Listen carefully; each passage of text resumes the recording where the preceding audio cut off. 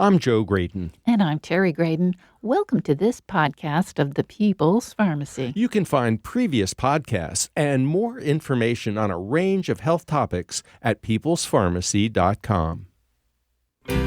Medicine has made great advances, but it also has some blind spots. Dogma may persist despite new evidence. This is the People's Pharmacy with Terry and Joe Graydon.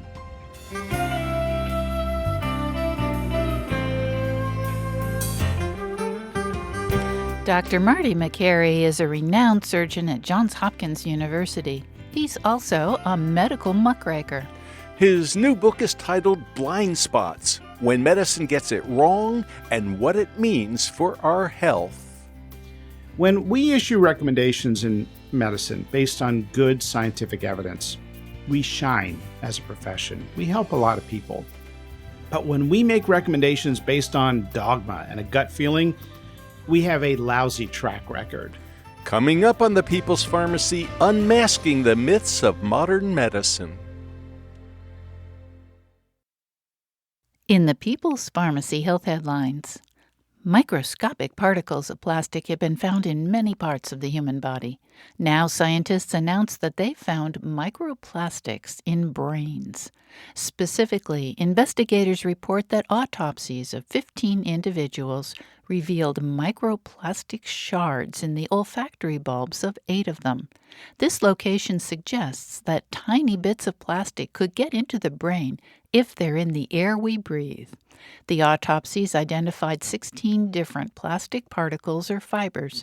The researchers note that nanoplastics, particles that are even smaller and harder to detect, might be present in greater numbers. Neuroscientists don't know yet whether the accumulation of plastic in the brain could affect cognitive function, but they worry about the potential for the chemicals in plastic to disrupt brain health. Another way plastic compounds get into our body is through food packaging. A new study points out that 14,000 chemicals migrate into food from items used in processing, packaging, storing, and serving it. The investigators found evidence that 25% of the known food contact chemicals can be detected in the human body. Some of these are considered worrisome because they're endocrine disruptors. The lead author of this study recounted an anecdote in which she was offered a meal on a flight. The salad dressing was served in a small plastic container.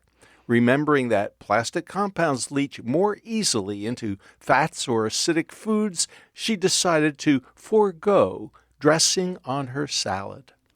Flavonoid-rich foods appear to be good for the brain. That's the conclusion from a study of almost 122,000 participants in the UK Biobank. These volunteers, from 40 to 70 years of age, were recruited between 2006 and 2010. At that time, they answered detailed questions about their dietary habits. After 9 years, the researchers determined who had been diagnosed with dementia and calculated how genetics, blood pressure, and depression affected the risk, as well as the amount of flavonoids in the diet. The highest levels of flavonoids were found in the diets of people consuming 2 of the following daily: 5 cups of tea, 1 glass of red wine, or half a serving of berries. The people who consumed the highest amount of such flavonoid-rich foods were at substantially lower risk for developing dementia. Those at higher risk benefited the most. There was a time when doctors frequently prescribed benzodiazepines such as diazepam, lorazepam, or alprazolam to help people fall asleep. These days, use of such hypnotics for long periods of time is discouraged. That's because long-term use can contribute to falls, cognitive impairment, car crashes, and frailty in older individuals. Researchers wondered if people could wean themselves off these sleeping pills even if they suffered from insomnia. They compared 3 approaches that included 2 different mailed interventions to no intervention. The volunteers were nearly 1,300 older adults in New Brunswick, Canada. One intervention had booklets on how to stop sleeping pills and how to get your sleep back with a focus on cognitive behavior therapy for insomnia. The other included booklets called You May Be at Risk and How to Get a Good Night's Sleep Without Medication. After 6 months, 46% of those getting the first information packet had stopped their benzo use or lowered the dose by at least one-fourth. That number was 35% for those getting the second information packet and 20% for the control group getting no intervention. The investigators conclude that a simple, scalable, direct-to-patient intervention can help reduce benzo use and improve sleep outcomes. Atrial fibrillation is a rapid, irregular heart rate that can increase the risk of stroke. For decades, doctors thought it affected more than 3 million American adults. A new study of 30 million people receiving health care in California indicates that almost 5% of us actually have AFib, as it's known. That amounts to 10.5 million adults around the country. And that's the health news from the People's Pharmacy this week.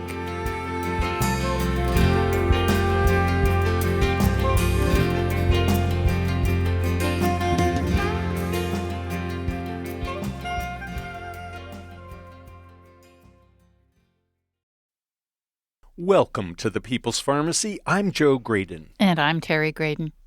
A few years ago, we bought a new car. One of the most wonderful safety features it has is blind spot detection. When a car is passing you and it's in your blind spot, there's a flashing light on the relevant side mirror to warn you not to move into that lane. Kind of a shame, Terry, that we don't have blind spot protection for other areas of life. Well, we really need such a system in healthcare. To tell us why, we're talking with Dr. Marty Makary. He is the chief of islet transplant surgery at Johns Hopkins University. His most recent book is Blind Spots: When Medicine Gets It Wrong and What It Means for Our Health. Welcome back to the People's Pharmacy, Dr. Marty Makary. Great to be with you. Dr. Makary, we are thrilled to be able to talk to you about your new book, Blind Spots. But I guess the question that immediately arises for me is that you have a background in gastrointestinal surgery, so you are at heart a surgeon. How in the world did you become a medical muckraker, revealing what I would call flaws in medical dogma and, really promoting transparency? How did all that happen? Well, thanks for asking. I have always had an interest in the entire system, the entire body, but we don't have a specialty for that. It's family medicine doesn't exactly capture what I'm referring to. It's not alternative medicine, although it includes alternative options. It's not holistic medicine, although it is holistic. It's not just functional medicine, although it includes that. It's how we fund research. It's the FDA's backwards way of doing things. It's the entire connectedness of every cell in the body through mechanisms of general inflammation, mitochondrial health, insulin resistance, food as medicine. So we don't have an education for that. And I think it's healthy to be thinking globally. And that's how I've always wanted to sort of focus my career. Well, we agree. We've always been alarmed and dismayed at the silos that tend to exist in medicine, so that the gastroenterologists generally don't have any idea of what the other consequences of some of the medications they prescribe might be. Well, it reminds us a little bit of what we call groupthink, and the idea that once people get attached to something like proton pump inhibitors, acid suppressors, they're like the greatest drugs. And we shouldn't just be picking on the gastroenterologists. Every specialty in medicine does this. So how did you get out of that mold? How did you begin to look more holistically? Well, it was very apparent to me early that we do have these silos that you're describing, and a lot of things don't fit in the system. There's no silo for the microbiome, for food, for talking about school lunch programs. Instead, it's just talking about Ozempic and medications and this sort of reflex. And I remember telling my dad stories of what I was observing in medicine with this incredibly siloed culture, where you're basically given this anatomy book in your first day of medical school and repeatedly hammered this question into you: which organ are you going to pick as your focus? And we celebrate these doctors who are super subspecialized in one little tiny subspecialty of an area. And I did that. I got my subspecialty in surgical oncology and gastrointestinal surgery, but I felt like something was missing. So I went to public health school, and I've been trying ever since to ask the big questions. There's so many things in healthcare that we are not talking about that we need to be talking about. And those are the blind spots you're referring to. Now, Dr. McCary, you've written that dogma, groupthink, and the suppression of scientific debate describe the culture of the modern medical establishment. That's what we've just been saying. How did we get here? I think it's part of the human condition. We tend to believe what we hear first, not because it's more logical or has more scientific support, but simply because we heard it first. And this gets to what you referred to with people latching on to PPIs. It's not just PPIs, it's hair care products. They're absolutely convinced that this one product is the only product that will optimize their appearance. And so not only do we see that with medications and opioids and things like that, but also in medical dogma. Now, there's a scientist in psychology in the 1960s who described this very perfectly. He described cognitive dissonance. That is, the human mind only likes to believe one thing.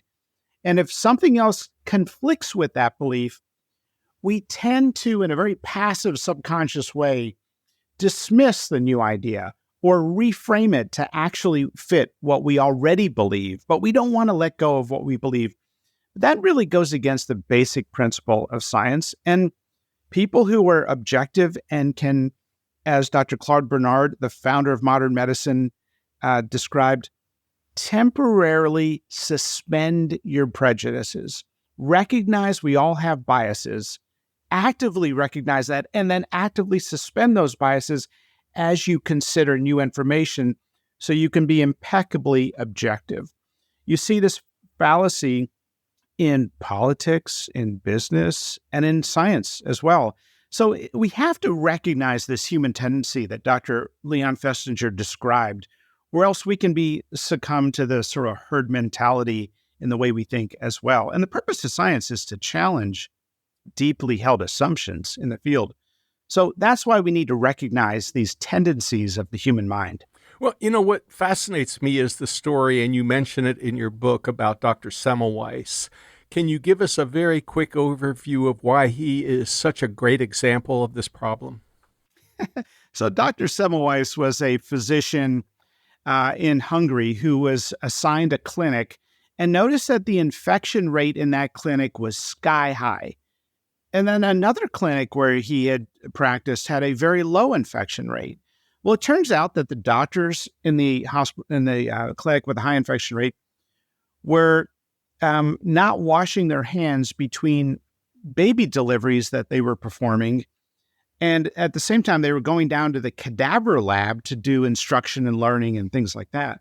It was very obvious to him that infections were being spread by the physicians. But at the time, in the 1800s, that was heresy. Physicians couldn't be spreading infections. So he started a protocol to wash hands. But only one of the hospitals where he eventually worked did it. The doctors found it so offensive that they would be told to wash hands. And eventually, Semmelweis was essentially deemed a mentally insane person, put in a facility like a state penitentiary, and died in the penitentiary, this sort of miserable death, all for asking physicians to wash their hands. And it took actually quite a long time for doctors to embrace washing hands generally. Yeah, we have so many scientific discoveries in medicine, not just Semmelweis's discovery of the germ theory affecting what they called childbed fever at the time.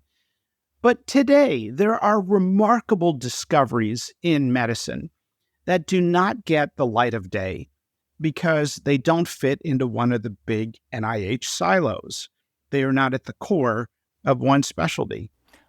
For example, Well, so in my opinion, the microbiome is the perfect example of an organ system that is connected to every organ system in the body, but it doesn't have a specialty. It doesn't have an NIH center. Here's what we're learning about the microbiome. It not only is involved in digestion, it produces enzymes and vitamins. It trains the immune system. It produces serotonin involved in mood and the brain. It can regulate estrogen. And it can even produce GLP-1 in low doses. So here's an incredible garden of bacteria that we have no idea really how it works, but we're starting to recognize that when you give antibiotics, you're carpet bombing the microbiome. When you're born by C-section, the baby's microbiome, which is sterile in utero, is not seeded with the bacteria from the birth canal. The baby's extracted from a sterile operative field, and the baby's microbiome may be seeded by the bacteria that normally live in the hospital. Now, antibiotics in C-section save lives, but they're massively overused, and it's impacting the microbiome. And it may be why we're seeing newborns now that are obese, because the microbiome we know is spread generation to generation. We've also heard stories of people exercising like crazy and they can't lose weight or changing their diet. There may be something going on with the microbiome. The most significant study that of the last 10 years, in my opinion, was a study I discovered in the Mayo Clinic proceedings, where they looked at kids who had taken an antibiotic in the first few years of life and compared them to matched children who did not take an antibiotic in the first few years of life. Kids who took an antibiotic in the first few years of life, in this large study of 14,000 kids by the Mayo Clinic, they had a 20% higher rate of obesity, a 21% higher rate of learning disabilities, a 32% higher rate of attention deficit disorder, a 90% higher rate of asthma, and nearly a 300% increased risk of celiac.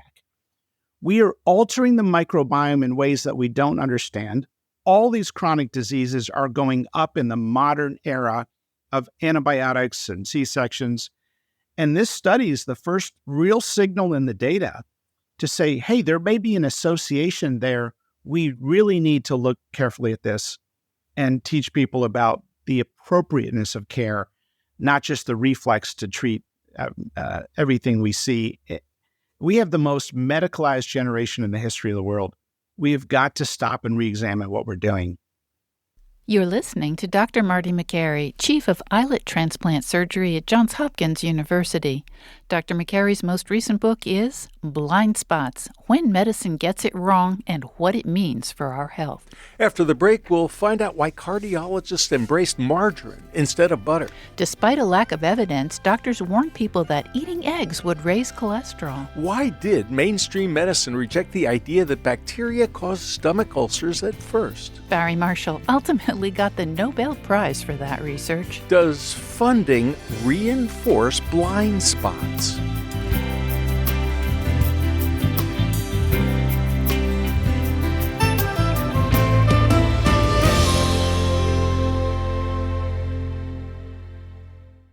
You're listening to The People's Pharmacy with Joe and Terry Graydon.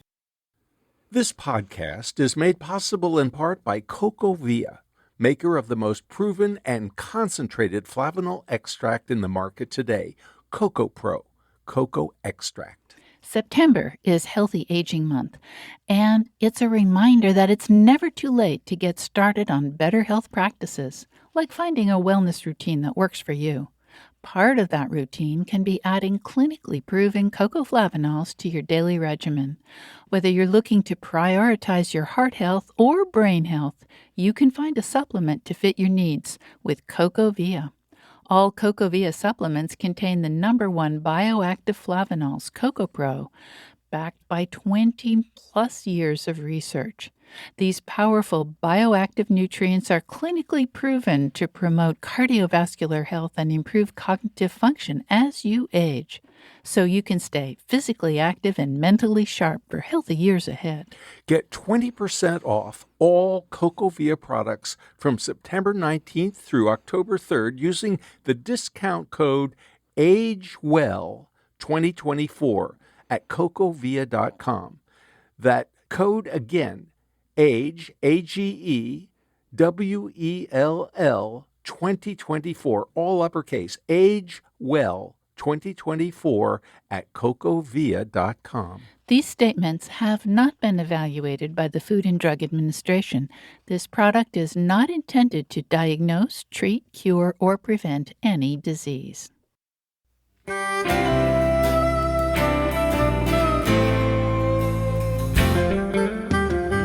Welcome back to the People's Pharmacy. I'm Terry Graydon. And I'm Joe Graydon. The People's Pharmacy is made possible in part by Cocovia Dietary Supplements. September is Healthy Aging Month. Why not take care of your heart and brain health by adding cocoa flavanols to your daily routine for cardiovascular and cognitive support? Consider how Cocovia can be a part of your routine to age well for better years to come. More information at cocovia.com. Today, our topic is blind spots in medicine. How do they affect healthcare? We're talking with Dr. Marty Makary. He's the chief of eyelid transplant surgery at Johns Hopkins University and author of Blind Spots, When Medicine Gets It Wrong and What It Means for Our Health. Dr. Makary, in your book, Blind Spots, you describe being invited to give grand rounds at Johns Hopkins. And this is an important talk, usually given by somebody who has something important to say to a medical department. And, it's prestigious to be asked, and it's usually great for the people who attend and listen and learn. But you had to fill out beforehand a set of forms.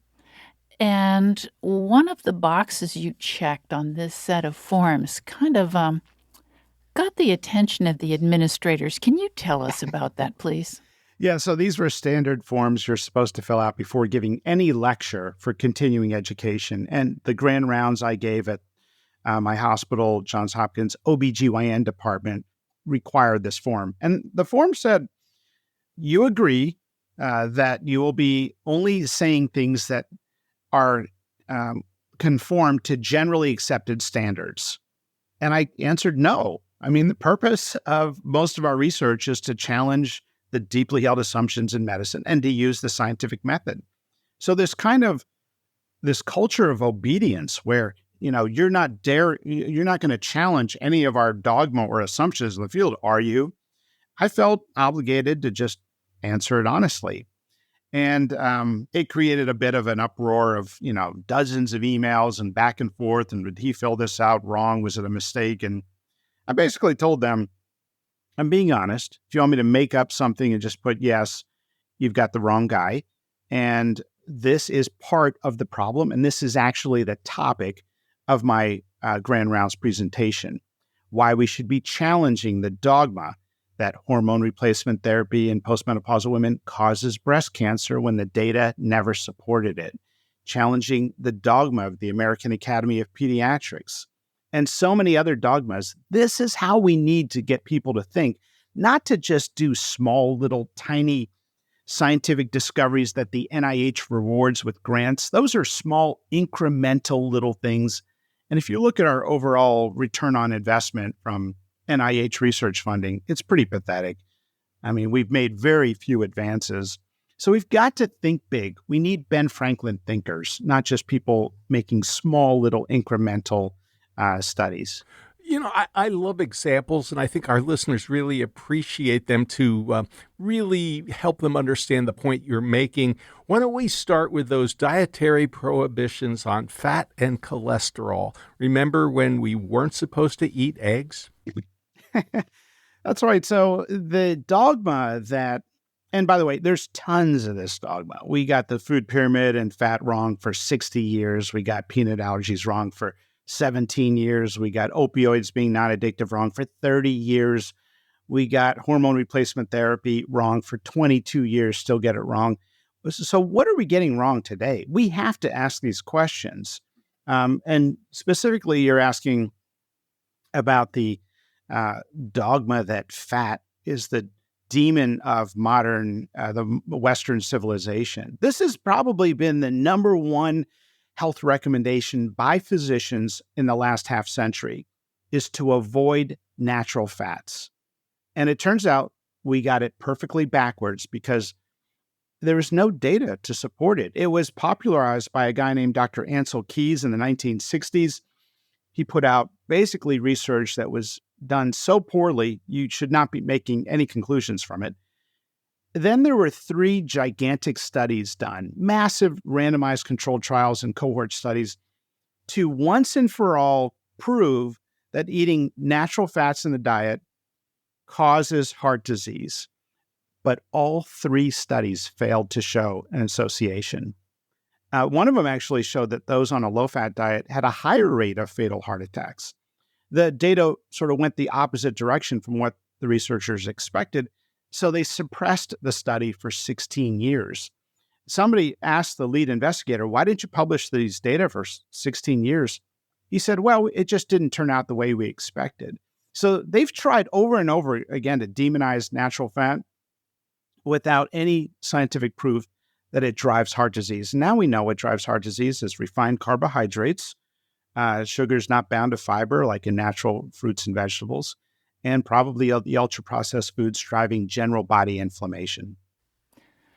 Well, I remember growing up, and I'm pretty old, so this was back in the 60s. My dad was told, your cholesterol is too high, and you need to not eat butter, and you need to not eat eggs. And so for decades, for, probably close to 50 years, he avoided eggs. And he used margarine instead of butter. And, he did live to be 97, but I think he might have lived that long, even if he had enjoyed his eggs. Well, this brings up another issue because we are, for a moment, talking about heart disease.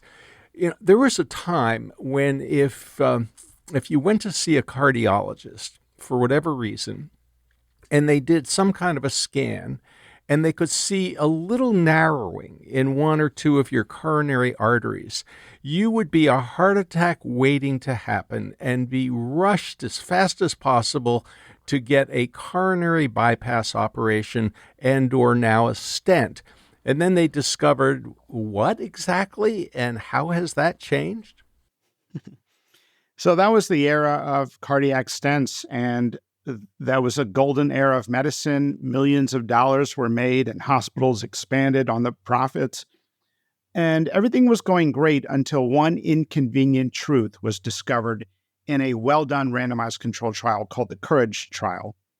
Stents do not improve survival unless you're having an active heart attack. Now, they can reduce the symptoms of angina, but the idea that having a stent increases your survival was just not true because you're adding a thrombotic risk. That is, the stent can get a stenosis in the stent. So that's why cardiac stents are way down in America. But why didn't we do that study at the beginning? And if you look at the flawed recommendations on so many things, if we would have issued a very good study before putting out a recommendation to the broad public with such absolutism, when it was really just based on opinion, we could have prevented a tremendous amount of harm that's been done and is still being done because most people still believe in the old medical dogma, even sometimes within the medical profession. You do an interesting review of a bunch of medical ideas that were rejected when they came along, and I'd like to ask you about a few of them. Barry Marshall, for example, who was interested in ulcers. What can you tell us about him? So Barry Marshall was a scientist in Australia who had read some papers from a long time ago suggesting that peptic ulcer disease or stomach ulcers were not caused by stress, as was the dogma of the modern era, but in fact caused by a particular type of bacteria called H. pylori. And it can be eradicated. And so what he did is he did an experiment where he induced an ulcer by giving himself the H. pylori, drinking the H. pylori bacteria, and then curing himself with eradicating the bacteria with a very specific antibiotic. And this discovery, he did a lot of research studies and went to submit it to a medical meeting for the medical establishment to learn this incredible breakthrough. And he was told, I'm sorry, your paper was not selected for publication or for presentation at the meeting. We had 57, we had something like 67 abstracts, and we could only accept 56 of them. In other words, he was in that among the 10 that did not get accepted for the conference. He went on to win a Nobel Prize because this was one of the most important discoveries in modern history. You talk a little bit about what I'll call medical tribalism.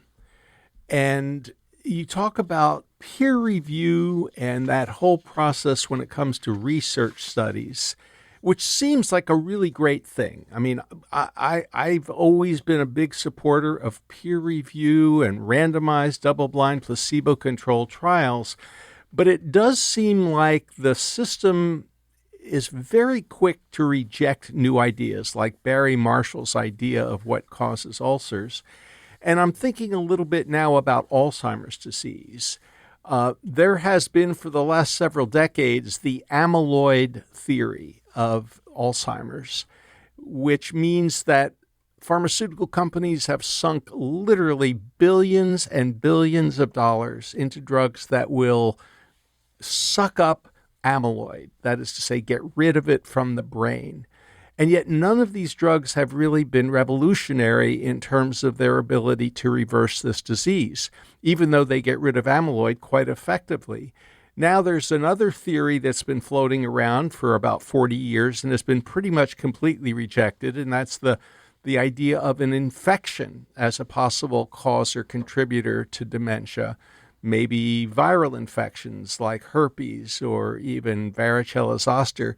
What does it take to get the establishment to get over its what I'll call medical tribalism?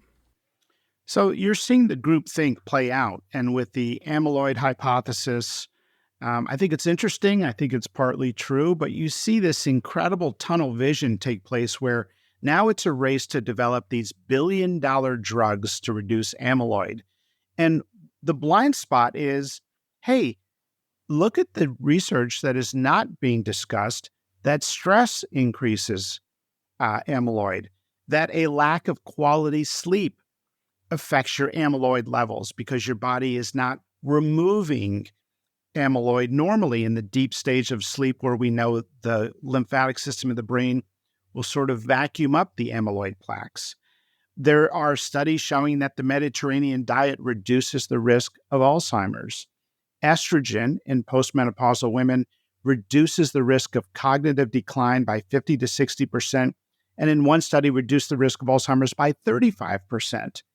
So here we have some very clear signals in the data on how to prevent Alzheimer's, but instead, all we talk about are the billion-dollar drugs that barely work and have a lot of side effects to treat Alzheimer's.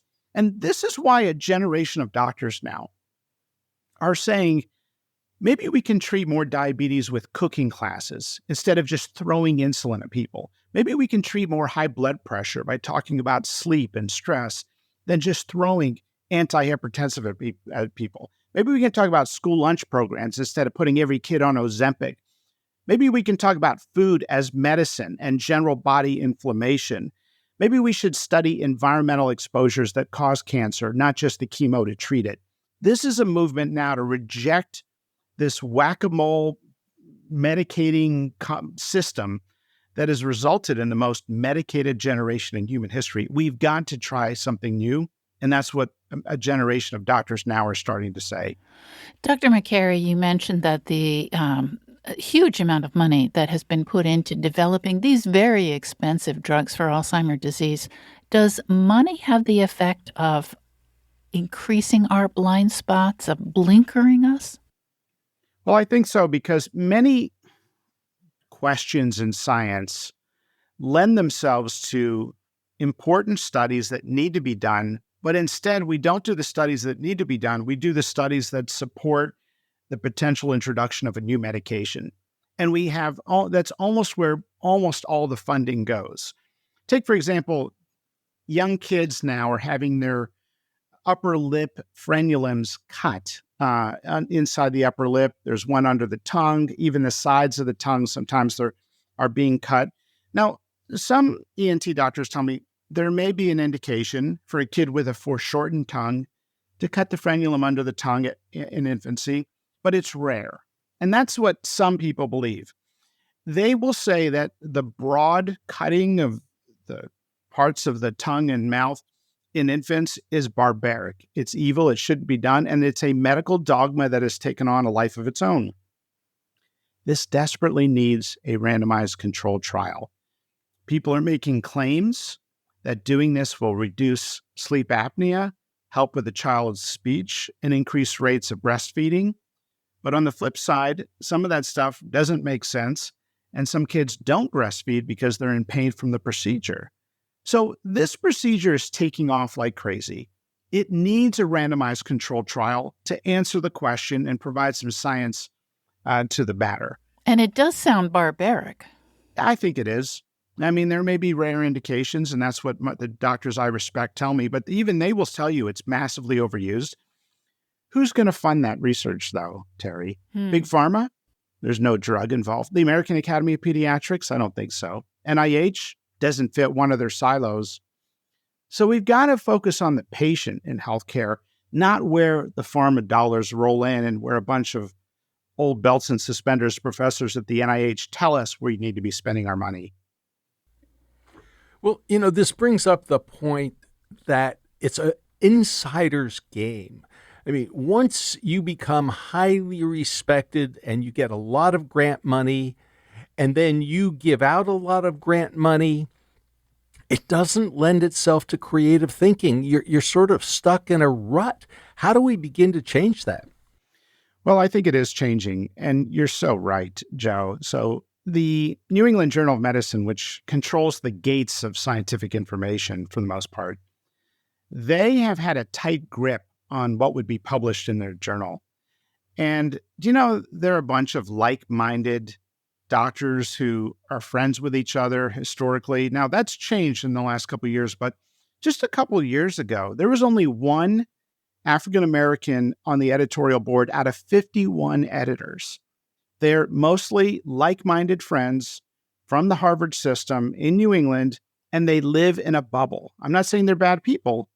I'm saying this is what Dr. Festinger described in his cognitive dissonance writing of everyone's affirming one another, and then it turns into groupthink. So we are seeing enough people now say, hey, wait a minute, why does the New England Journal get to decide what information is released? We have Dr. Vinay Prasad and Peter Attia, Zubin Damania, so many smart doctors, some of the smartest doctors I know, who think globally about the entire body. They have impeccable credentials, and they are now challenging this old guard medical establishment. So ultimately, I'm optimistic on where we're going as a field. You're listening to Dr. Marty McCary, Chief of Islet Transplant Surgery at Johns Hopkins University. In addition to being a surgeon, Dr. McCary is a public health researcher, striving to make healthcare more reliable, holistic, and coordinated, especially for vulnerable populations. Dr. McCary's most recent book is Blind Spots: When Medicine Gets It Wrong and What It Means for Our Health. After the break, we'll hear how groupthink can affect other professions beyond medicine. Well, what do you know about the evidence supporting water fluoridation? Many older men may have low testosterone, but their doctors don't always prescribe it. Why not? People assume that women always benefit from mammograms. What about those at low risk? We'll also hear about policy changes that might help us identify other things that we're getting wrong.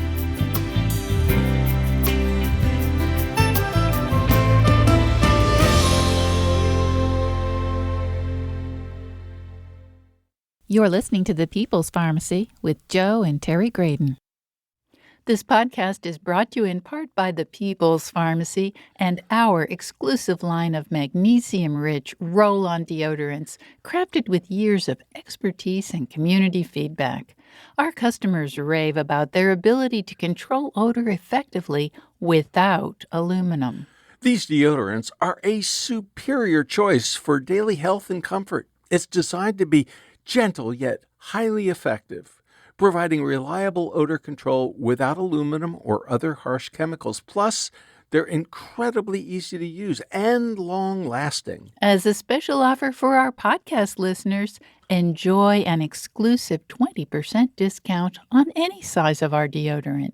Choose between the handy 2-ounce scented or unscented varieties or the economical 3.38-ounce unscented version. Simply visit the body care section in the store at peoplespharmacy.com and enter the promo code POD20. That's POD20.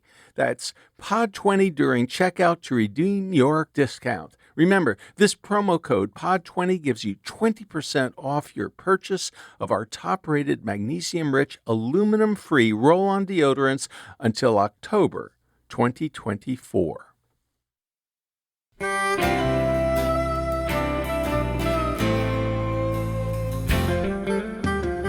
Welcome back to the People's Pharmacy. I'm Joe Graydon. And I'm Terry Graydon. The People's Pharmacy is made possible in part by CocoVia Dietary Supplements. September is Healthy Aging Month. Why not take care of your heart and brain health by adding cocoflavanols to your daily routine for cardiovascular and cognitive support? Consider how CocoVia can be a part of your routine to age well for better years to come. More information at cocovia.com. Today on the People's Pharmacy, we're talking about blind spots. We're all vulnerable to accepting the dogma that we learned as children or students. How can we learn how to question doctrines that may not make sense? Our guest is Dr. Marty Makary, Chief of Islet Transplant Surgery at Johns Hopkins University. Dr. Makary leads efforts to improve the health of communities by increasing medical transparency and lowering healthcare costs for everyday businesses and consumers. Dr. Makary is the recipient of the 2020 Business Book of the Year Award for his book, The Price We Pay. Dr. Makary's most recent book is Blind Spots: When Medicine Gets It Wrong and What It Means for Our Health. Dr. Makary, we've been kind of critical of some of your colleagues for this concept of group think, but just regular folks often fall into that trap. And I'm thinking now about treating a fever. So, if a child has a temperature of 101, or even an adult for that matter, the tendency is to go for the Tylenol, the acetaminophen, or the ibuprofen, or the naproxen, Aleve. It's like we got to get that fever down to normal, and that shows that we've done something. Why have we gotten into that rut? Our grandparents didn't believe that. It is a little comical and sad how this has become medical dogma, that if you have a fever, you need to take Tylenol or ibuprofen. And the truth is, what are we doing? The body is reacting in a way to raise the temperature to try to rid itself of whatever bacteria or viruses may be causing an infection. And that's a natural phenomena. Now, I can understand we may want to break that fever if somebody, particularly a young child, is very uncomfortable. Then we're treating the sort of comfort. But I have patients all the time tell me they have a fever, and should they take something for it? The answer is no. The study was done out at Johns Hopkins that showed kids with chickenpox who take something for it are more likely to have a longer duration of their illness. The body's not fighting it with the fever as well. And there's been other studies now suggesting there may be safety concerns with acetaminophen. At Duke, they published a study specifically looking at its safety in neurodevelopment, and they had concerns. One of the other topics that you address in your chapter on medical practices that are persisting, even though we don't have adequate evidence to support them, has surprised me a bit because it's been around for as long as I can remember, and that is water fluoridation. What can you tell us about that? So here's an example of groupthink in medicine. It's been noted that fluoride is bactericidal, that is, it kills some bacteria, so it reduces the rate of cavities slightly. especially in kids that don't use good hygiene. But if it's killing bacteria in the mouth, what is it doing to the microbiome, which is a garden of billions of different bacteria that live in a harmony? So we have never asked that question before. And the truth is that while most water in the United States has fluoride in it, it's only a third of the drinking water in Canada and 3% in Europe. And we don't see radically different rates of some of these dental problems. So no one has ever stopped to ask, what are we doing to the microbiome by putting fluoride in the water system? But this is something you're not allowed to question. The CDC itself has on its website that fluoridation of drinking water is one of the top 10 public health achievements in the last century. But we may be getting it perfectly wrong. Are we open-minded to acknowledge that we may have done something at a mass scale that was wrong, that was bad for public health, when we thought it was good for public health? That is the objectivity that we need to have in science. Well, I remember driving in the car with my parents. I wasn't driving, I was sitting in the back seat, but there'd be a radio commentator would come on and would say, fluoridation, it's a communist plot. And there was a real resistance to fluoridation. And then, of course, there was the total embrace of fluoridation. And I've become a little concerned about the effect of fluoride on the thyroid gland. I mean, we have a epidemic of hypothyroidism in this country, and nobody seems to have a good explanation for why. I'm not suggesting that fluoride is responsible, but we do need to ask these important questions. How much good is it? And is there any harm? And sometimes I fear that that's not happening. But I would like to flip the coin on a different subject, and that is testosterone. You talked a little bit earlier about estrogen. The Food and Drug Administration just really hates the idea of older men taking testosterone if they have very low T levels. And they've made it very clear that this is terrible medical practice if a doctor were to prescribe it. Can you give us a perspective that you might have on this idea of testosterone supplementation and why it is so vilified? Well, initially there was a dogma that it causes prostate cancer. That has been essentially disproven. And if we look at the research in women with estrogen and ask, are there parallels with men and testosterone? They're very different situations, but in women, there's probably no medical intervention that improves the health of a population more than estrogen in postmenopausal women, reducing cognitive decline, heart attacks, Alzheimer's. If a woman falls, she is less likely to break a bone. They feel better and live on average 3.5 years longer when they take estrogen. And that's because the body is normally producing estrogen, which is involved in good health, but then stops producing estrogen around age 45 to 57. In men, there is something similar going on, but we don't understand it as well. There hasn't been good enough research.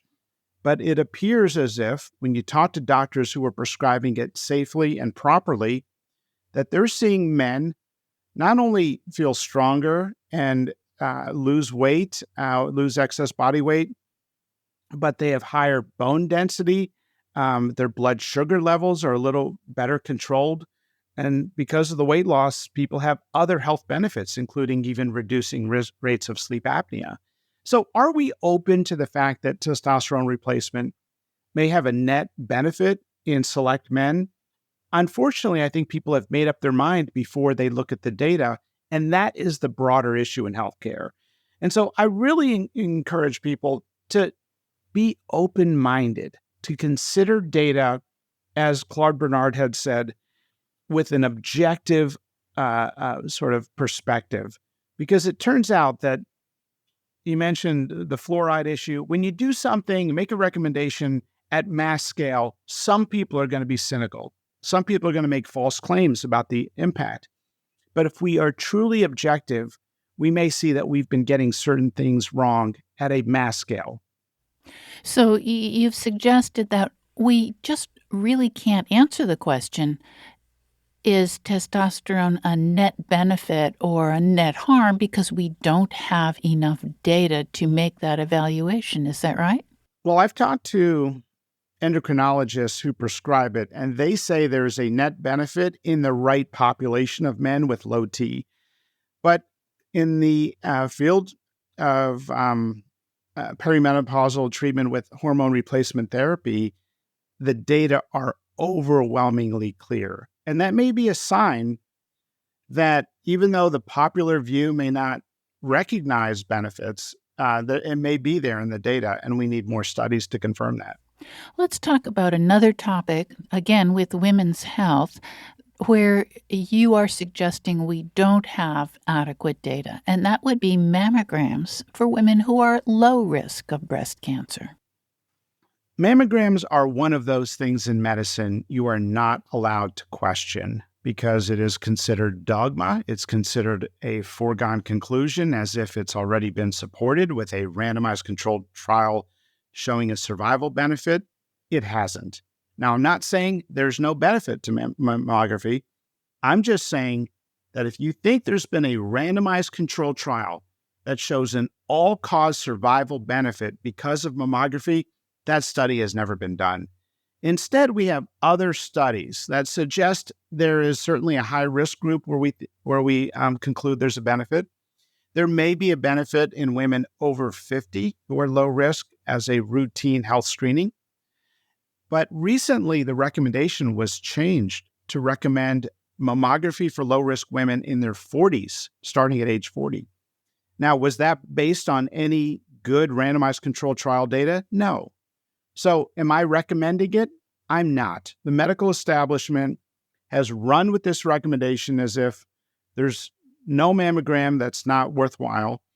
And they have issued this recommendation with such absolutism. I think people should be given the options and should be told that the level of scientific support is low. It doesn't mean it's not true, but it's not a clear-cut support. I'll tell you, you're giving radiation to ultra low risk women in their 40s. Are we giving them cancer? Are we giving them tremendous anxiety when there's something suspicious that ends up being nothing? And anxiety can kill people too. We've seen it just traumatize people. And there's unnecessary surgery that can result from false positives. So we need a good trial in order to make that recommendation, in my opinion. I'm not comfortable making it just because the medical establishment has run with it. And of course, the idea of mammograms fits into another sort of broader piece of dogma, which is early cancer detection is great. And you have written about that as well. Please tell us more.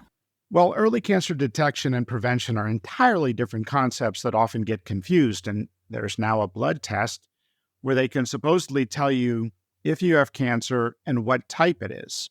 Now, that sounds very attractive, but the reality is the data are very immature. Out of over 100,000 people who have had this liquid biopsy cancer test now, there may have been a couple cases of people whose lives were saved from early cancer detection.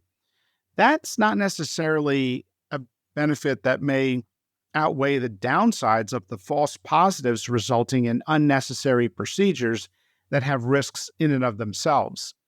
Now, there may be a role for this liquid biopsy test in the future, but just because a company makes a claim that they can do something doesn't mean we should be rolling it out at mass scale. I use the test selectively if I suspect there's a cancer and we can't find it. It may be helpful in some situations. It may be helpful on a broad scale as well. But until we have the data, I'm not going to recommend an expensive test that makes hospitals rich with a lot of unnecessary scans and downstream tests and procedures. Dr. McCary, you have a chapter titled Imagine. What else are we getting wrong? This is the last chapter in your book, and I wonder, what else are we getting wrong, and how will we determine that? Well, we assume that GLP-1 drugs are life-saving drugs, they may shorten someone's life because there may be short-term reductions in comorbidities, but we may be accelerating frailty because these GLP-1 drugs reduce your muscle mass just like they reduce your excess fat levels.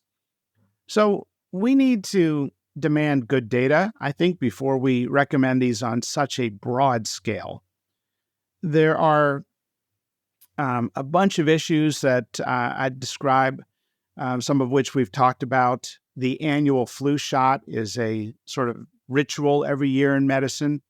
Turns out that there is a universal flu vaccine that is believed to give lifelong immunity to different variants of flu as they come each year, but it's not really being supported. Big Pharma is not behind it. I think they'd probably rather have an annual shot than a lifetime shot. And we have great research that, like a lot of other great research, is just not known by the masses and even by the medical establishment. So there are nuances, and the public generally doesn't like nuances, not just in medical science, but also with war and every other topic. Just tell us who's good and who's bad, and I'm going to cheer for the right side. Well, it turns out there's a lot of nuance in medicine, just like there is in life. Are there any policy changes that would help? So one of the great dogmas that has ignited the modern day peanut allergy epidemic was that avoiding peanuts early in life prevents peanut allergies. Turns out the medical establishment got it perfectly backwards when they told everyone to avoid peanuts 24 years ago. And now we know it's good for infants to have a little bit of peanut butter and milk and eggs and dogs and cats and all sorts of exposures in their infancy. And so we now are still struggling with this, correcting this dogma. And to this day, the WIC program does not cover peanut butter for infants, which is really a modern day scandal and a remnant of this dogma from the last 20 years. When medicine gets something wrong, we need to come out and correct the record as vigorously as we issued the recommendation. I think people are hungry for humility among public health officials and the medical establishment. Trust is at an all-time low. And I've found that my patients are very forgiving when I'm honest and I keep them informed in real time of where things stand or where mistakes may have been made. Dr. McCary, can you tell us a little bit about the Johns Hopkins initiative on the redesign of healthcare to make healthcare more reliable, more appropriate, and more affordable, especially for those vulnerable populations of which there are so many? Well, we think that in healthcare, we need to focus on health, not disease. And that means their mental health, their financial health, their physical health, the food that they eat, the decisions they make, and their health habits. It doesn't seem right to us that you would take care of a patient as a physician and then ruin their life financially. So we created these terms, price gouging in medicine and predatory billing by hospitals, to bring attention to that problem. Now, we bring together doctors and students from every area of medicine, every specialty, and we're really united around the idea that we need to redesign the system. We have too many people in healthcare getting rich, collecting their paycheck every 2 weeks, maybe understanding that things are broken, but they're not willing to take a bold step or say things that are bold.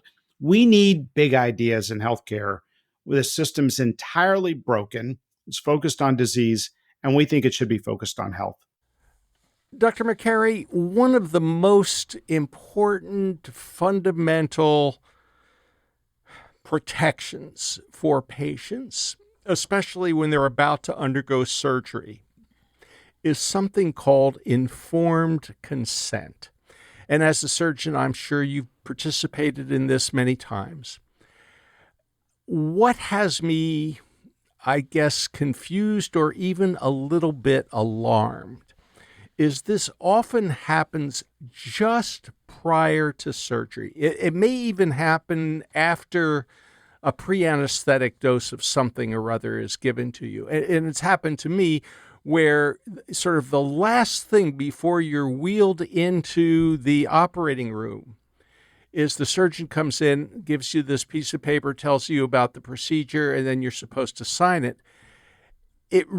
You've already taken your clothes off. You're already on a gurney.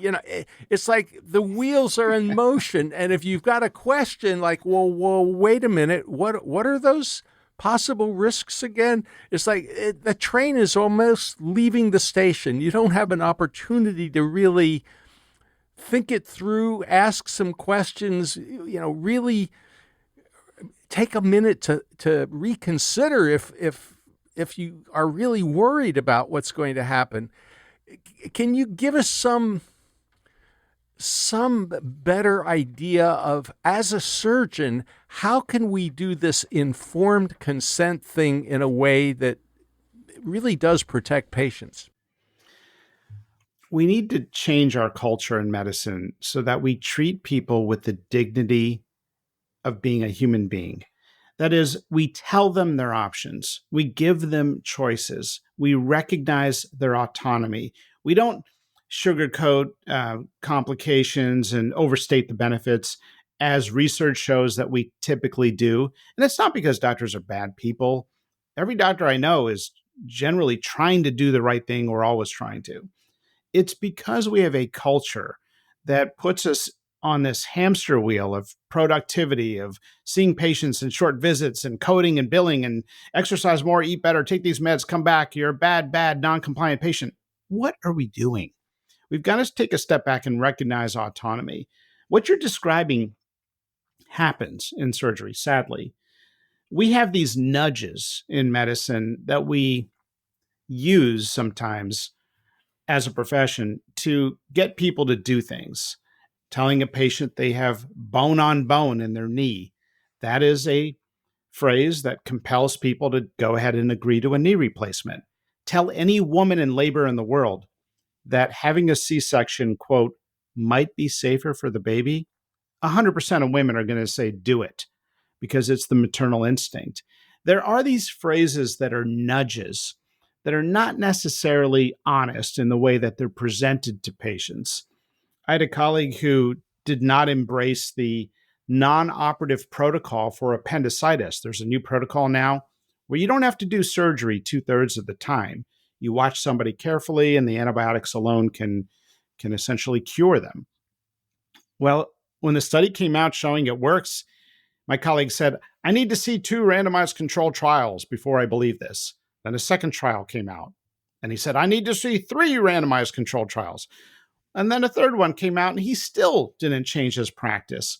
Do you think he's honestly giving patients the option of trying the non-operative protocol, or is he just telling everyone you need to go to surgery or you could die? I think we could benefit from being more connected to our patients and seeing them less as consumers and more as human beings. And it's not just with medical care, it's with these cold, unfair, in my opinion, predatory forms that people are asked to sign when they come to an emergency department. They're called informed consent forms or consent to treat forms. They're really predatory legal documents where not only are you agreeing to be cared for, but you're signing your life and home and mortgage and retirement away financially under penalty of law for what? You don't even know what the price is or what you're going to have done. Forcing people to sign those, which is routine in American emergency departments, in my opinion, is predatory. Hospitals are required by law to take care of anyone with an urgent condition, regardless of their race or ability to pay. You don't have to sign those forms to sign your financial life away.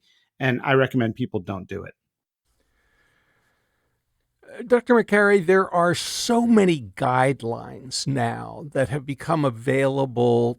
And if a physician doesn't follow the guidelines of a particular professional organization, they get maybe a little spank. It says right here that you're supposed to get everybody down to 120/80 when it comes to their blood pressure. And anything over that is like bad. If your statin is not prescribed for just about everybody over the age of 65, you're not following the guidelines, even if the patient is a runner and a vegetarian and has a total cholesterol of 170 and an LDL under 100. It's like, no, no, no, they need a statin.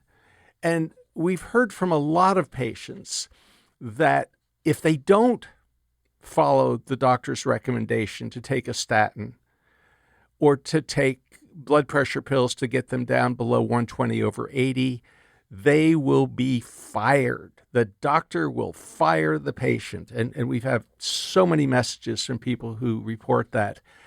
It seems somewhat adversarial. How do we get over this problem? It needs to be less adversarial. And there are great doctors who will model what that relationship should look like. If a patient is non-compliant, we need to maintain a good rapport with that individual. If somebody comes in, and by the way, many of our recommendations, ultimately, when they're studied properly, not in this sort of quick way in which many studies are put together, it turns out that about a third of the recommendations end up getting reversed when they're properly studied. We just witnessed a bunch of big reversals, giving beta blockers after heart attacks. That was a quality measure that hospitals were evaluated by.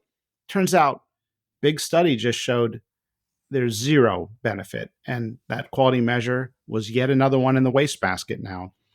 When we issue recommendations in medicine based on good scientific evidence, we shine as a profession. We help a lot of people. But when we make recommendations based on dogma and a gut feeling, we have a lousy track record with the low-fat diet, with opioids being non-addictive, peanut allergy prevention, hormone therapy, you name it. The list is a long list. And people need to know the level of evidence to support a recommendation before blindly following it when they have the options, when they have the luxury of time and other options that they can consider in a non-emergent setting. So I think we're making progress in the field of medicine, but we've got to get rid of this sort of condescending approach to taking care of patients that still lingers in medicine. I had a patient, it used to be that I told patients who smoke that they need to stop smoking and they could die and all this sort of scare tactics. And then I realized it wasn't working. So I would ask somebody, hey, I see here that you have smoking on your record. Is this something you're really committed to stopping, or are you okay and don't want to talk about it? And a bunch of people said, I don't want to talk about it. I'm fine. Okay, fine. I don't want to alienate them. I don't want them to distrust me, not be forthcoming and honest with me. So I don't talk about it anymore. But then you meet somebody who says, yes, doc, I just had a granddaughter and I'm dying to stop smoking. We need to put all of our resources into helping that individual, because the hard part of treating chronic problems in medicine is not telling people what to do, it's helping them do it. And that, I think, is far less adversarial than these sort of doctrines from on high, which everybody needs to fall in line and comply with. Dr. Marty Makary, thank you so much for talking with us on the People's Pharmacy today. Great to be with you, Terry and Joe. Thanks for having me. You've been listening to Dr. Marty Makary. He's the chief of islet transplant surgery at Johns Hopkins University and a public health researcher leading efforts to improve the health of communities. His focus is on the design of healthcare to make it more reliable, holistic, and coordinated. Dr. Makary received the 2020 Business Book of the Year award for his book, The Price We Pay. His most recent is Blind Spots: When Medicine Gets It Wrong and What It Means for Our Health. Lynn Siegel produced today's show. Al Wodarski engineered. Dave Graydon edits our interviews. B.J. Liederman composed our theme music. This show is a co-production of North Carolina Public Radio, WUNC, with the People's Pharmacy. The People's Pharmacy is made possible in part by CocoVia Dietary Supplements. September is Healthy Aging Month. Why not take care of your heart and brain health by adding cocoflavanols to your daily routine for cardiovascular and cognitive support? Consider how CocoVia can be a part of your routine to age well for better years to come. More information at cocovia.com. Today's show is number 1400. That's quite a milestone. You can find it online at peoplespharmacy.com, and that's where you can share your comments about today's interview.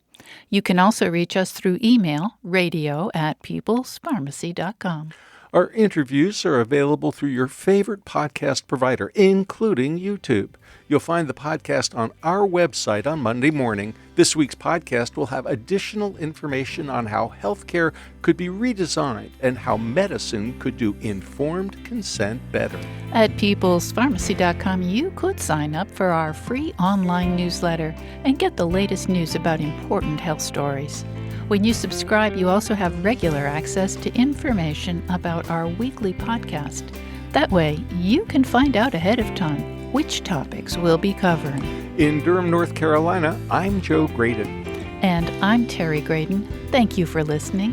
Please join us again next week.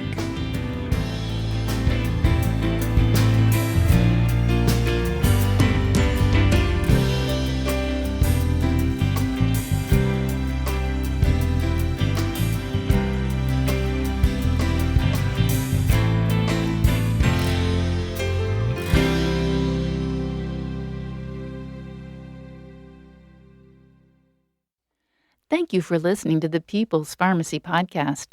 It's an honor and a pleasure to bring you our award-winning program week in and week out. But producing and distributing this show as a free podcast takes time and costs money. If you like what we do and you'd like to help us continue to produce high-quality, independent healthcare journalism, please consider chipping in. All you have to do is go to peoplespharmacy.com/donate. Whether it's just one time or a monthly donation, you can be part of the team that makes this show possible. Thank you for your continued loyalty and support. We couldn't make our show without you.